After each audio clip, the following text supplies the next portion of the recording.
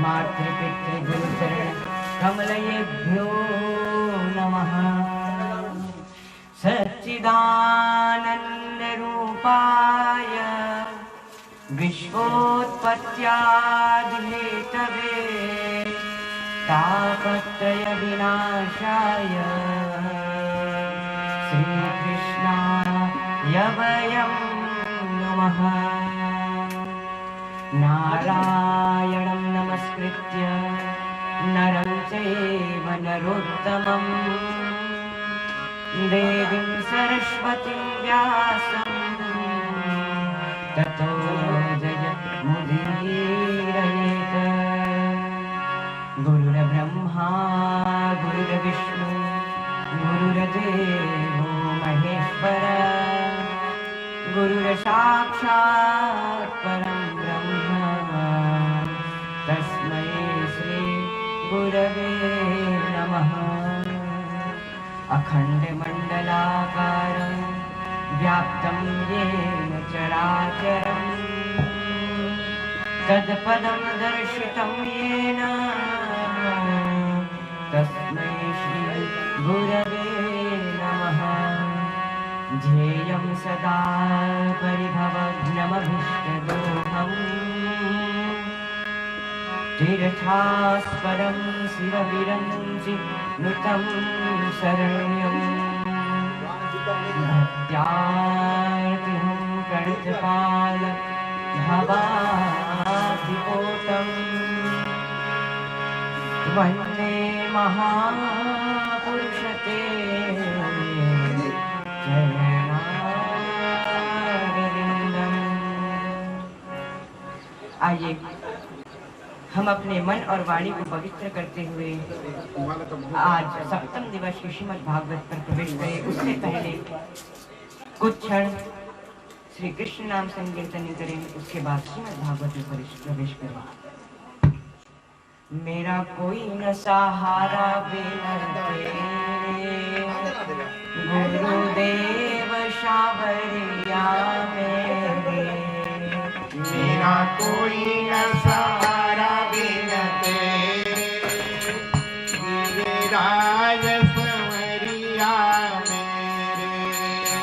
मेरा कोई न सहारा बिना तेरे, गुरुदेव सावरिया मेरे।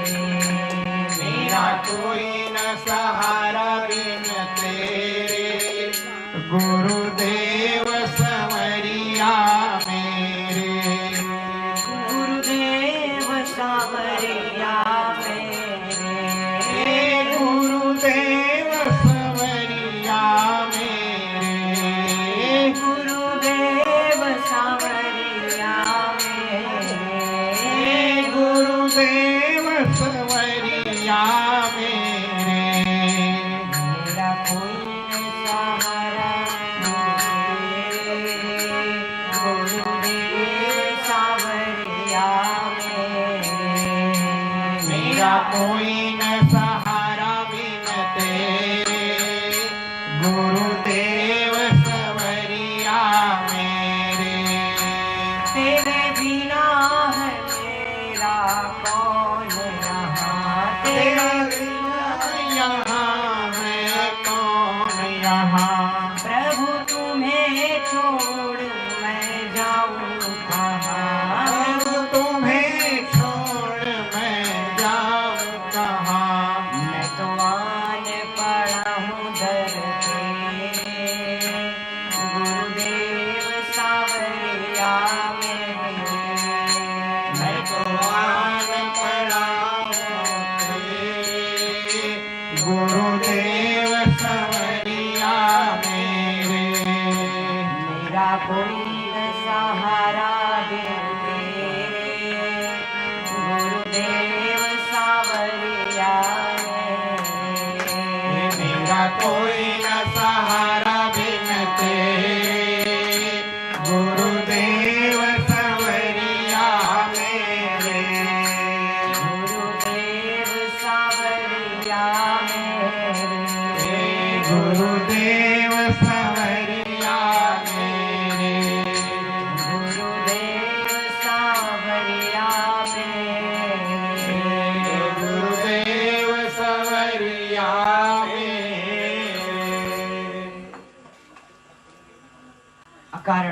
वरुणालय भक्तवांछा श्री कल्पतरु तड़ित विनिंदित श्री बालकृष्ण लाल की वांगमय प्रतिमूर्ति शब्दमय प्रतिमूर्ति श्रीमद् भागवत कथा श्री कांची कामकोटि पीठाधिपति जगत गुरु 59वें शंकराचार्य के कृपा पात्र शिष्य श्री महादेवेंद्र सरस्वती जी के वार्षिक आराधना के उपलक्ष्य में पिछले 6 दिनों से श्री चक्र महामेरु पीठम में ऐसे पवित्र स्थान पर हम श्रीमद् भागवत का रसस्वादन कर रहे हैं, भागवत कथा का अमृत पान कर रहे हैं। आज उन महापुरुष की आराधना का पुण्य दिवस है। हम उनसे प्रार्थना करते हैं कि महान विभूति, उनसे प्रार्थना करते हैं कि अभी जो वर्तमान में भारत में पूरे विश्व में वैश्विक महामारी जो फैली हुई है, जो सभी लोग इस संकट से जूझ रहे हैं, उससे पूरा देशवासी का कल्याण हो एवं रोग एवं पीड़ा से मुक्त हो, ऐसी कामना के लिए हम सभी के सभी ऐसे पूज्य गुरुदेव के श्री चरणों में आराधना करते हैं कि इस वैश्विक महामारी से हम सब जल्दी से जल्दी इस संकट से दूर हो सके। और आइए आज सप्तम दिन के पुण्य कथा की ओर हम सब की सब इस पुण्य कथा की ओर चलते हैं। कल हम लोगों ने कथा श्रवण किया था रुक्मिणी जी का विवाह, माँ लक्ष्मी जी का विवाह भगवान कृष्ण के साथ। और आज यह जो कथा है, ये जो कल हम लोगों ने कथा श्रवण किया, ये लक्ष्मी जी है क्या? यह लक्ष्मी जी कौन है? तो लक्ष्मी जी कौन है? बंधुओं, लक्ष्मी जी की 3 गति होती है। कौन कौन सी? एक तो उत्तम, एक तो मध्यम और एक तो अधम। ये साक्षात रुक्मिणी जी की ही स्वरूपा है, ये साक्षात उन्हीं के ही स्वरूप हैं। उत्तम, जो अपने धन को पिता और पुत्री के लिए, जो अपने धन को पिता समझ करके पुत्री के समान अपने धन का उपयोग करे, वो है पिता, जिसका अर्थ है दान। जो व्यक्ति बंधुओं यदि ज्यादा दान करता है तो समझ लेना कि वो धन का पिता है। पिता अर्थात पिता अपने पुत्री का ही दान करता है। एक दूल्हा जब तक वह मंडप पर नहीं पहुंच जाता तब तक वह राजा रहता है, और जैसे ही वह मंडप पर पहुंच जाता है फिर वो भिखारी बन जाता है। क्यों? क्योंकि एक पिता अपने पुत्री को दान में देता है तो वह भिखारी बन जाता है, और उससे पहले वो भले ही राजा हो लेकिन उसके बाद उसको भी भिखारी बनना पड़ता है। तो यह है उत्तम गति। और मध्यम गति, जो व्यक्ति अपने लिए ज्यादा, अपने से ज्यादा दूसरों के लिए सोचे, वो मध्यम व्यक्ति। और जो अधम, जो किसी का ना सोचे, जो केवल अपने लिए ही सोचे, वो है अधम। ये 3 गति बताई गई है लक्ष्मी जी की। इसके बाद में कहा गया सेमंतक मणि उपाख्यान। यह सेमंतक मणि उपाख्यान है क्या? जब कल हम लोगों ने कथा श्रवण किया था द्वारिकाधीश का निर्माण, द्वारिका का निर्माण, ऐसे पवित्र स्थान का निर्माण जो समुद्र के बीच में है, जो टापू में बनाई गई थी यह स्थान को। तभी उस पूरे द्वारिका में सकुशल सब व्यक्ति रह रहे थे। आज भगवान कृष्ण जहाँ के राजा हो,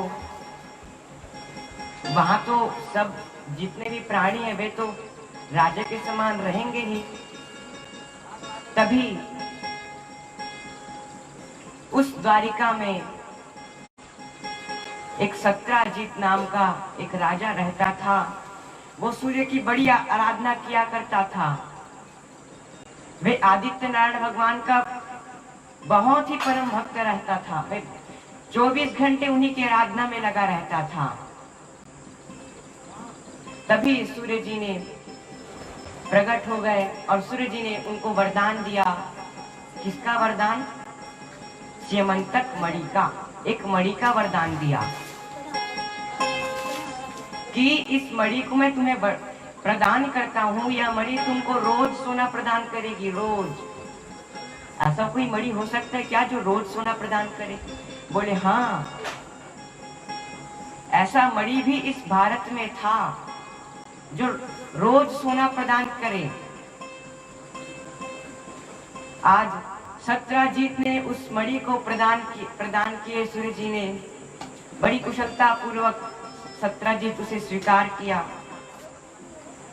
तभी कृष्ण जी सोचे कि सत्राजित के पास एक मणि है, उस मणि को यदि मुझे वे दान में दे दे तो मैं पूरे द्वारिका वासी के कर को माफ कर दूंगा, कभी भी द्वारिका वासियों के कर को ग्रहण नहीं करूंगा। अब कृष्ण जी ऐसे सोच करके अब सत्राजित के पास जा रहे थे कि मुझे उस मणि को प्रदान कर दो, ताकि मैं आप ही लोग की और अधिक से अधिक इस द्वारिका को आगे बढ़ाने के लिए इस सोना का सदुपयोग कर सकूं। तभी आज कृष्ण जी ऐसे मन में भावना लेकर के सत्राजित राजा के पास जा रहे थे। अब जैसे ही भगवान कृष्ण गए और कहे कि सत्राजित, मैं तुमसे एक निवेदन करना चाहता हूँ कि ये जो मणि सूर्य जी ने आपको प्रदान की है, इस मणि को आप मुझे प्रदान कर दीजिए। मैं आप ही के द्वारिका के और अधिक विकास के लिए ही इस मणि का उपयोग करूंगा। अब सत्राजित को बड़ा घमंड हो गया कि आराधना मैं करूं, तप और तपस्या मैं करूं और उसका फल तुम भोगो। ऐसा नहीं हो सकता कृष्ण, तुम ऐसा मत कहो। तभी कृष्ण जी उनके आज्ञा को सुन करके अपने महल पर लौट गए। इसके बाद में दूसरे ही दिन सत्राजित का छोटा भाई प्रसेनजीत आया और प्रसेनजीत आकर के सत्राजित को कहा कि भैया, आप इस मणि को मुझे प्रदान कर दीजिए। मैं सारी द्वारिका वासी को दिखा करके आऊंगा कि मेरे भैया के पास ऐसा दिव्य मणि है जो रोज सोना प्रदान करती है। बंधुओं, ये पदेशना अस्वस्थामा को भी आज तक दर दर भटका रही है। केवल एक पदेशना, जब पदेशना एक जीवन के अंदर आ जाता है, एक जीवात्मा के अंदर आ जाता है, तो यह पदेशना एक विकास होते हुए व्यक्ति को विनाश की ओर डाल देता है। केवल पदेशना। आप जितना भी भक्ति क्यों न करें और आप जितना भी पाप से दूर क्यों न हटे, लेकिन पाप का बाप कौन है? लोभ। लेकिन यह लोभ कभी भी हटने वाला नहीं है। यह लोभ कभी भी नहीं हटेगा। आज सत्राजित का छोटा भाई प्रसेनजीत उस मणि को लेकर के सारे द्वारिका वासियों के दृष्टों पर, नेत्रों पर दिखा रहा कि देखो मेरे पास ऐसा मणि है। वह घमंड करने लग गया उस मणि का। यह घमंड एक व्यक्ति को विनाश की ओर क्या, उसके प्राण को ही हर लिए भगवान। क्योंकि मेरे स्थान में ऐसा अहंकार करने वाला कौन आ गया? जो मेरा मणि है, जो हमेशा मैं करता है, मौन कहावत सब कहत, राम कहत उपहास। भगवान कभी मैं नहीं कहते कि मैंने ही इस सारी सृष्टि का निर्माण किया है। कभी भी मैं का अहंकार नहीं करते, लेकिन मेरे ही युग में ये मैं का अहंकार करने वाला कौन जन्म ले चुका? तभी देखते हैं तो कौन? प्रसेनजीत। अब प्रसेनजीत सारे द्वारिका वासियों को दिखा रहा है, सारे द्वारिका वासियों को नीचा दिखा रहा है कि मैं आप लोगों से सर्वश्रेष्ठ हूं। और तभी वह सभी को दिखाते दिखाते एक जंगल की ओर जा रहा है। अब जंगल की ओर जा रहा है। उस मणि को अपने गले पर लगाया था, तभी एक शेर आ गया। वह शेर ने सोचा, यह मणि इतनी अच्छी वस्तु जो चमक रही है, यदि यह मुझे मिल जाए तो मैं इसके साथ खूब खेला करूंगा। आज वह शेर उस मणि की लोभ के कारण उस चमंतक मणि को, प्रसेनजीत को एक थप्पड़ मारा। उस थप्पड़ पे ही प्रसेनजीत का शरीर का नाश हो गया। वे आत्मा को छोड़ दिया, इस शरीर को त्याग दिया। पर आज प्रसेनजीत का भी वध हो गया। इसके बाद में वह शेर उस मणि को ले जा रहा था। तभी दूर से एक भालू आ गया। वह भालू ने देखा कि यह शेर के हाथ में ऐसा मणि, यह मणि कहां से आ गया इसके पास? मेरी बेटी जब इसको देखेगी तो बड़ी खुश होगी। तभी वह भालू उस शेर को एक झपट्टा मारा और वह शेर भी उसी समय प्राणांत हो गया। वह शेर भी अपने शरीर का त्याग कर दिया। अब उसके गले से उस मणि को वह भालू आज एक गुफा की ओर लेकर के जा रहा है। गुफा की ओर लेकर के जाते जाते उस मणि को अपने पुत्री के हाथ पर दे देता है कि तुम इस मणि को खूब खेलो। आज उस मणि को देख करके उसकी पुत्री खूब खुश हुई। वे 24 घंटे उसके साथ खेलती रहती। तभी इधर क्या हुआ, यह जो प्रसेनजीत था यह लौट करके नहीं आया। 4-5 दिन हो गए, यह लौट करके आ ही नहीं रहा था। तभी सत्यजीत के मन में एक प्रश्न उठा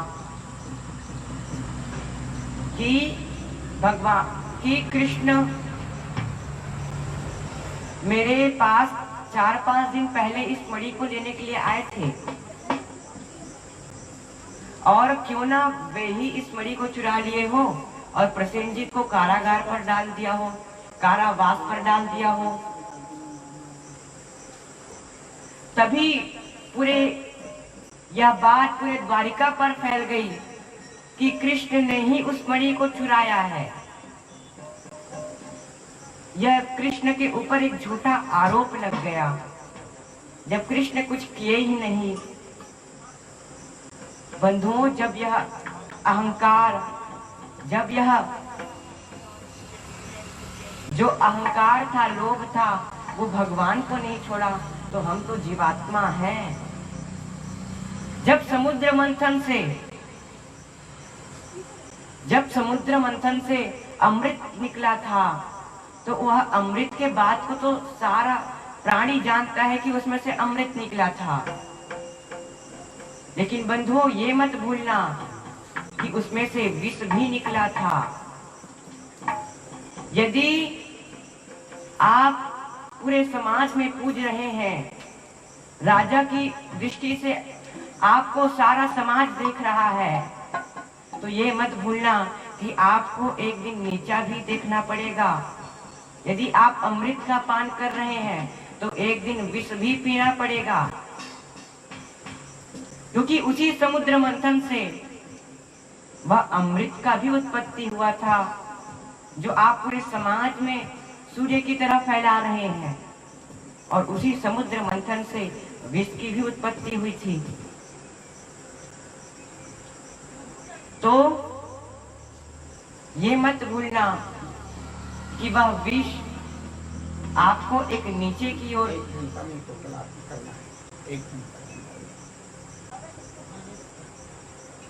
वह विष केवल आप लोगों को एक नीचा दिखा देगी। और आज वह शेर से वह भालू के बाद में भगवान कृष्ण के ऊपर एक कलंक लग गया कि भगवान कृष्ण ने ही उस सैमंतक मणि को चुराया है। और इसके बाद में आज जब भगवान कृष्ण सोचे कि यह आरोप मेरे ऊपर लगा है, यह कलंक मेरे ऊपर लगा है, तो इस कलंक को भी, इस कलंक के धूल को भी मैं ही साफ करूंगा। और भगवान कृष्ण निकल पड़े हैं जंगल की ओर। तभी क्या देखा, भगवान कृष्ण उस घोड़े के निशान, उस प्रसेनजीत के घोड़े के निशान के पीछे पीछे जा रहे हैं। जाते जाते देखा एक तरफ प्रसेनजीत पड़ा हुआ है, एक तरफ उसका घोड़ा पड़ा हुआ है। तभी भगवान कृष्ण उनके सभी अंगों को देखा तो उनके पास भी वह मणि नहीं थी। अब तभी भगवान कृष्ण एक शेर के पंजे के निशान को देखते हैं। अब उस शेर के पंजे के निशान की ओर चलते जाते हैं। तभी उस शेर को भी मरा देखते हैं। उस शेर के अंगों को देखते हैं कि शायद इसके पास वह मणि हो। तभी उसके पास भी वह मणि नहीं रहता। तभी देखते हैं कि एक भालू का पैर का निशान। अब उस भालू के पैर के निशान के पीछे पीछे पीछे जा रहे हैं।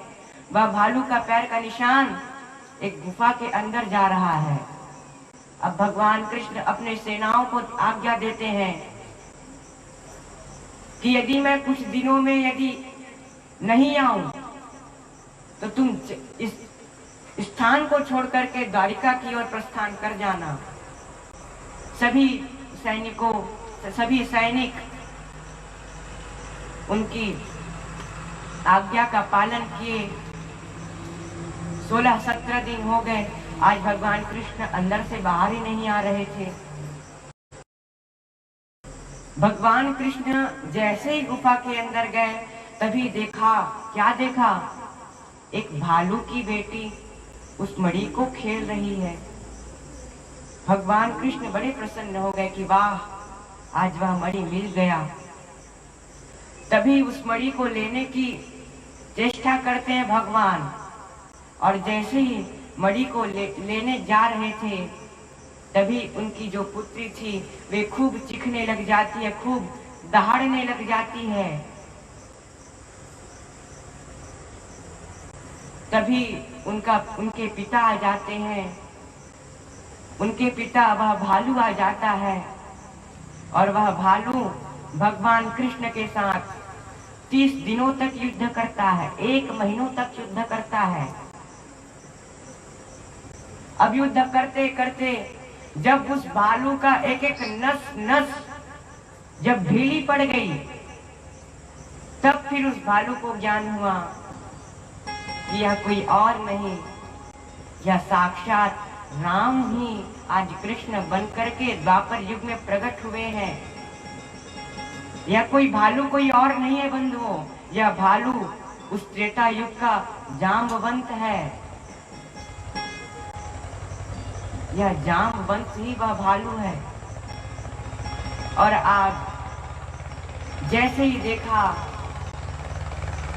तभी भगवान कृष्ण को देखते ही साथ उसके नस नस ढीले हो गए। युद्ध करते करते करते तभी उसको ज्ञान हुआ कि ये कोई और नहीं, आज भगवान राम ही मेरे घर पर पधारे हैं, भगवान कृष्ण के स्वरूप पर मेरे घर पर पधारे हैं। बंधुओं, एक बार जब रावण के युद्ध के बाद में जब राम जी अयोध्या लौट रहे थे, उस समय सारे जितने भी जामवंत थे, हनुमान थे, आदि आदि सभी की इच्छाओं को पूर्ति कर रहे थे। तभी पूर्ति करते करते जामवंत के पास पहुंचे। अब जामवंत कहे कि भगवान, मेरे जैसे योद्धा केवल 2 ही थे, एक तो इंद्रजीत, दूसरा रावण। यही 2 योद्धा थे जो आप दोनों भाइयों ने उसे भी मार गिराया, और मेरे हाथ की खुजली अभी भी नहीं गई है। तो मेरे हाथ की खुजली को मिटाने के लिए क्यों ना हम दोनों अभी इसी वक्त युद्ध कर लें। तो राम जी ने मना किया कि आप हमारे सेना के नायक हैं, आप हमारे सेना के सबसे वृद्ध व्यक्ति हैं, हम इस युग में एक पुरुषोत्तम बन करके आए हैं, एक आज्ञा का पालन करने के लिए आए हैं, और आपसे युद्ध करना हमारे लिए शोभा नहीं देती। जब हम, आपकी उम्र तो बड़ी लंबी है, जब हम द्वापर युग में लीला पुरुषोत्तम बन करके कृष्ण के स्वरूप पर, तो जान लेना कि आप जिससे युद्ध करते करते, तो जान लेना कि वह कोई और नहीं, वह स्वयं मैं ही रहूंगा। तो बंधुओं, आज वही राम स्वयं कृष्ण बन करके उस जाम्बवंत के घर पर पधारे। जाम्बवंत कहते हैं कि प्रभु, मैं आपको पहचान नहीं पाया, मुझसे बड़ी भूल हुई। और जाम्बवंत ने खूब भगवान से प्रार्थना की। प्रार्थना के बाद में कहे कि भगवान, आप मुझे उस राम के स्वरूप का दर्शन करा दीजिए, मैं उसका प्यासा हूँ, उनके दर्शन के लिए मैं बहुत ललाहित हूँ, एक बार उनका दर्शन करा दीजिए। तब कृष्ण जी अपने गंभीर नेत्र को धारण करते हैं और राम के स्वरूप पर आकर के आज जाम्बवंत को आज दिव्य दर्शन प्रदान करते हैं। और इसके बाद में आज उस दर्शन को पा करके जाम्बवंत खूब प्रसन्न हुआ। भगवान से पूछते कि भगवान, आप हमारे घर पर कैसे पधारे? तो भगवान कहते हैं कि जो तुम्हारी पुत्री यह मणि खेल रही है ना, इस मणि को मुझे प्रदान कर दो। इस मणि को प्रदान कर दोगे, मैं तो अभी चल दूंगा।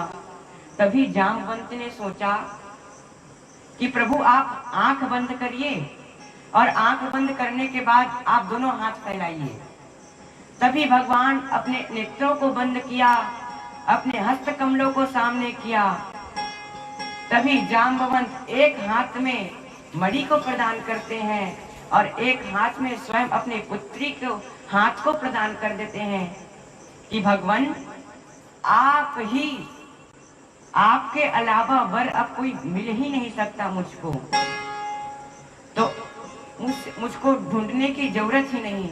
आपने उस त्रेता युग में मना कर दिया था क्योंकि आप आज्ञाकारी थे, लेकिन अब तो लीला पुरुषोत्तम है ना, अब तो अनेकों शादियां कर सकते हैं आप, तो मेरे पुत्री को भी ग्रहण करिए। भगवान कृष्ण खूब बनाते हैं कि अभी दूसरा कलंक लग जाएगा मुझे, एक कलंक से तो मैं छुटकारा पा जाऊंगा। तभी दूसरा कलंक लग जाएगा कि भगवान कृष्ण को दूसरी पत्नी नहीं मिली जो एक भालू के पुत्री को उठा करके ले आए, तो दूसरा कलंक लग जाएगा। तब भी भगवान कृष्ण अपने भक्तों के भाव को सुन करके आज भगवान कृष्ण घोड़े पर बैठा करके जाम्बवती को अपने महल पर लाते हैं।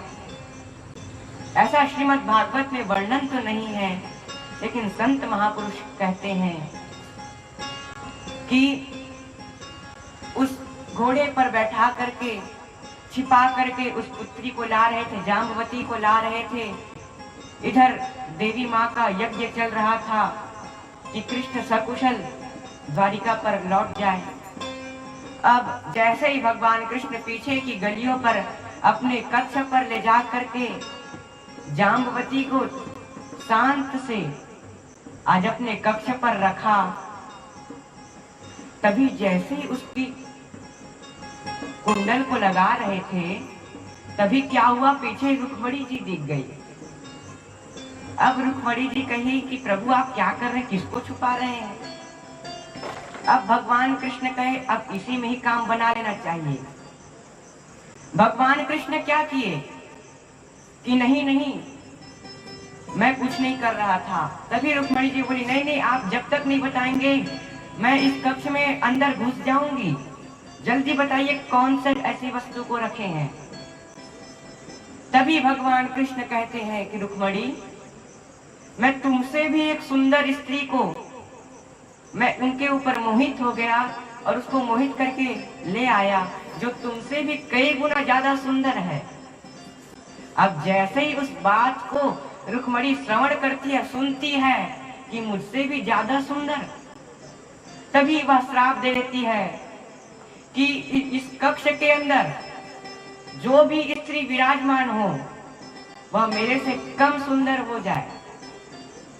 अब जैसे ही कक्ष खोल करके देखा तो जो रीछ के स्वरूप पर थी आज वो रुक्मणी के कम स्वरूप पर बन गई और भगवान कृष्ण आज लीला पुरुषोत्तम बन जाते हैं।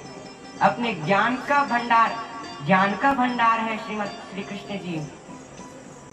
और श्री कृष्ण जी उसी सेमंतक मणि, तभी सेमंतक मणि को सभी द्वारिका वासियों को दिखाया कि यह सेमंतक मणि मैंने नहीं, एक भालू ने लिया था।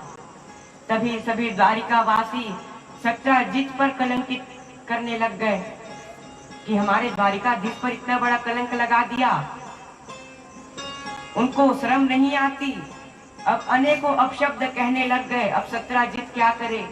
अब सत्यजित अपने घर पर बैठे बैठे सोचा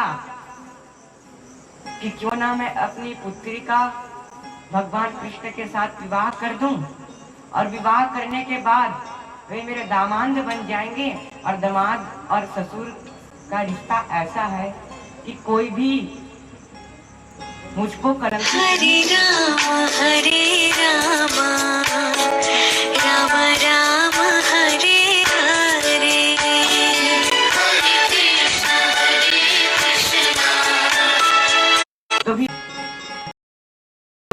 तभी सत्यजित ने कहा कि प्रभु आपको कौन स्वीकार करना नहीं चाहेगा।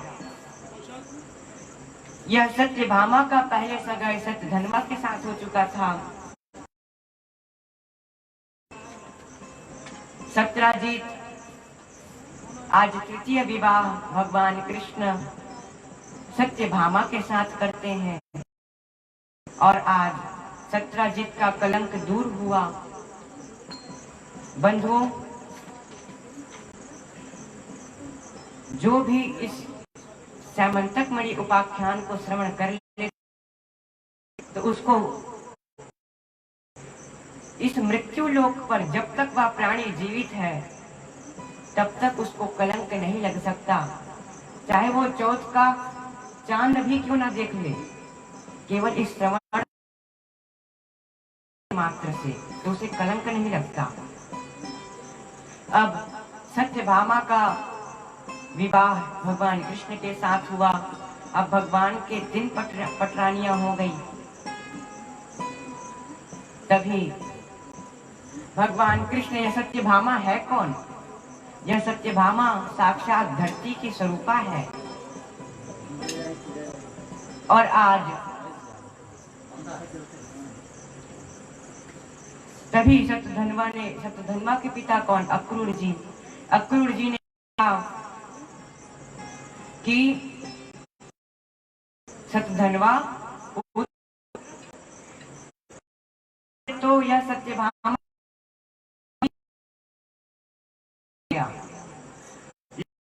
तू अपना लेना के लिए मना कर दिए थे। तभी उस मणि को अपना ले। सत्यजित का वध किया। वध करने के बाद में इधर सत्यभामा खूब दुखी हुई कि भगवान कृष्ण को कही कि प्रभु जो भी मेरे उसे जरूर मारे, उसे मार करके मेरे नेत्रों के सामने जरूर लावे। अब भगवान कृष्ण चल पड़े हैं। भगवान कृष्ण सत्याजीत का वध शतधन्वा ने किया है। भागते रहे, शतधन्वा अपने पिता अक्रूर जी के पास पहुंचे कि पिताजी मैं क्या करूं?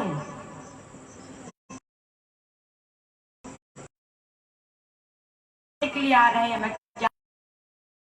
अक्रूर जी ने कहा कि उस मुझे प्रदान कर दे और तू भागते जा, भागते जा। ये तो भगवान कृष्ण तुझे आज वह भागते गया, उसकी हत्या कर दी। उसके सारे अंगों को देखा तो उसके पास भी मणि नहीं था। भगवान कृष्ण ने कहा कि ये मणि कोई जीव है या ये वस्तु है? जिसके पास जाओ उसके पास ये होवे ही ना। तो फिर भगवान कृष्ण क्रोधित होकर के आज अपने महल पर